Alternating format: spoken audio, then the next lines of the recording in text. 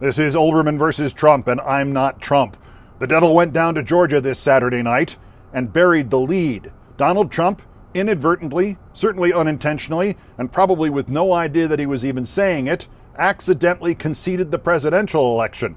He told the voters of Georgia that they would now decide who runs the Senate in 2021, the Democrats or the Republicans, which can only be true if Kamala Harris is the Vice President of the United States, and thus the tie-breaking 51st vote with a Senate that is split 50-50 Republicans and Democrats, which itself can only be true if Donald Trump is no longer president. Oops. But to what we expected, this latest Hitlerian rage rally, which was more than just another part of Trump's continuing attempt to overthrow the duly elected government of the United States. It was more than just potential political suicide that might in fact give the Democrats control of the Senate and bury what is nominally Trump's party, as if he gave a damn about his party or anybody else's party. It may have been all that, but most importantly, it may have also been a crime. As Trump got bolder and bolder throughout the day on Saturday, phoning Governor Kemp of Georgia, tweeting furiously at Governor Kemp of Georgia, demanding in person that Governor Kemp of Georgia break the law, throw votes away, break his state oath of office. As he did all that, Donald Trump moved closer and closer to criminal conspiracy. No matter who you are, you can't just call up the governor of Georgia, or just call up the board of canvassers in Michigan, or just call up the Republican leadership of Pennsylvania and summon them to the White House and tell them to disenfranchise the voters of their own states and instead give the election to you. That's a conspiracy. Trump may very well get away with pardoning himself. That may be constitutionally okay.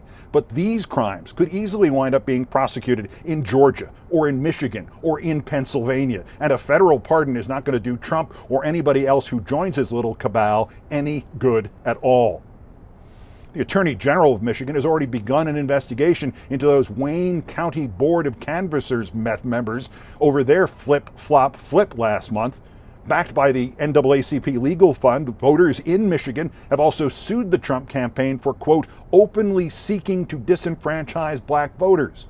The state of Georgia has one law that bars attempts to interfere with any election official's performance of any act or duty.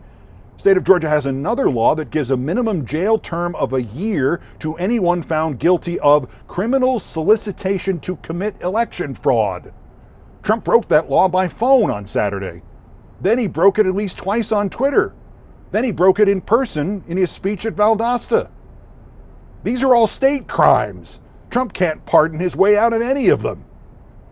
And while we're on the subject of attempts to interfere with any election official's performance of any act or duty in Georgia, on November 13th, Senator Lindsey Graham phoned the Republican Secretary of State in Georgia, Brad Raffensperger. And Brad Raffensperger says Graham specifically asked him to throw out all mailed-in ballots from counties with a high rate of signature mismatch, including the ballots that did not themselves have a signature mismatch.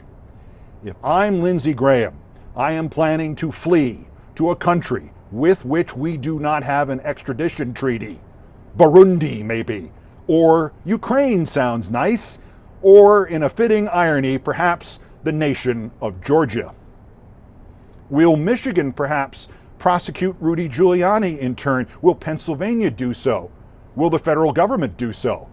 I'll answer that question with another question. Why else would Rudy Giuliani be lobbying Donald Trump as we speak for a pardon before this all crashes down on all of them? Jenna Ellis, maybe? Sidney Powell, that crazy Lynn Wood, disbarment, prosecution. The field is fertile. But back to King Bullshit the First. Why is Trump this stupid? Why is he breaking state laws on live television and on Twitter? It doesn't really matter anymore. As of Friday, with the newest terrifying COVID-19 numbers, Donald Trump has become the leading cause of death in the United States of America.